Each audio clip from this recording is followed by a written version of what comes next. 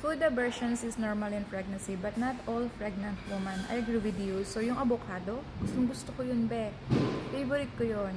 Pero nung simulang nabuntis ako, be, hindi ko siya malunok, nasusuka ko. Pero nakahanap ako ng solution. Ngayon, biniblender ko na siya. Ginagawa ko siyang shake.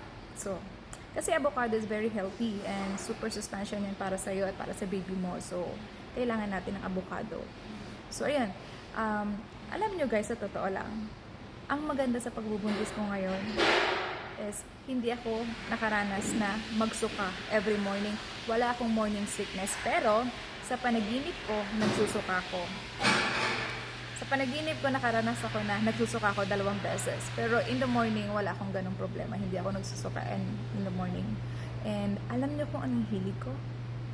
So, hindi ko alam kung babae o lalaki itong pinagbubuntis ko. Kasi, it's very unusual na kung kailan nabuntis ako, mas gustong-gusto kong nag-aayos ng kuko, nagpapaganda, gustong-gusto ko yung nag-aayos ako ng lashes. Hindi ako nagkakabit-kabit ng lashes, pero ngayon nagkakabit ako ng lashes.